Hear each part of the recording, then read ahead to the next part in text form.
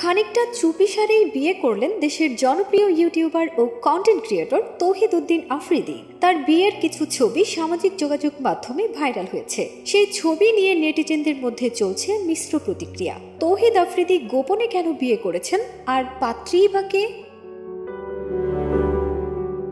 12 November রাতে social মিডিয়ায় ছড়িয়ে পড়েছে তৌহিদ আফ্রিদির বিয়ের ছবি। শোনা যাচ্ছে তিনি বিয়ে করেছেন টিকটকার রাইসাকে। এতদিন রাইসার সঙ্গে প্রেমের সম্পর্কের কথা অস্বীকার করেছিলেন, তবে সেই রাইসার সঙ্গেই আফ্রিদির বিয়ের ছবিতে ছয়লাভ নেট দুনিয়া। ক্ষমতার পালাবদলের পর তরুণ কন্টেন্ট ক্রিয়েটর তৌহিদ আফ্রিদিরও অবস্থার পরিবর্তন হয়েছে। গেল কয়েক মাস ধরে লোকচক্ষুর অন্তরালেই রয়েছেন তিনি। সোশ্যাল মিডিয়ায়ও আগের মতো দেখা যায় না তাকে। শেখ হাসিনা পালিয়ে যাওয়ার পর আওয়ামীপন্থী হিসেবে পরিচিতি পান আফ্রিদি। তার বিরুদ্ধে রয়েছে অভিযোগও।